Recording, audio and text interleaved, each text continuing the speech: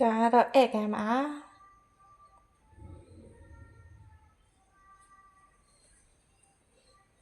နော်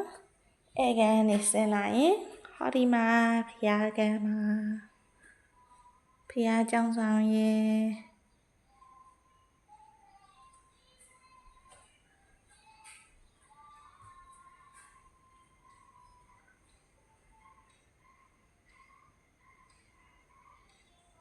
ဒါတော့ဆယ်တန်းအော်ဒီထွက်တော့ကဓာတ်ပုံတွေကိုရှိထားတာပါ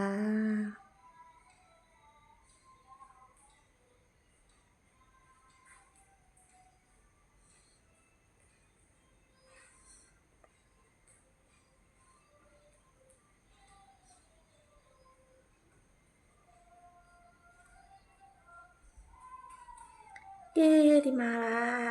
ထိတ်ဆုံးဝဖျားလေးอ่ะရွှေတော်ကုန်ဖျားနေလက်ဆောင်ရလာတာ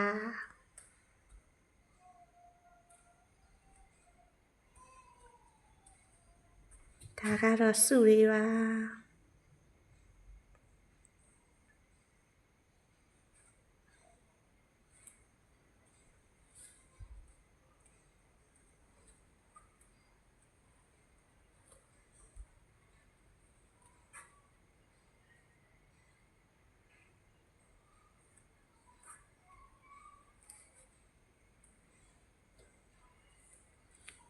နောက်မှာဟိုကလည်းစုလေးပါ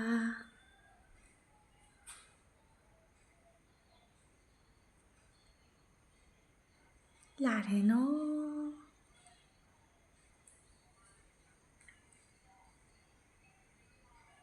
မအခုမြင်ရတာပပကြီးခန်း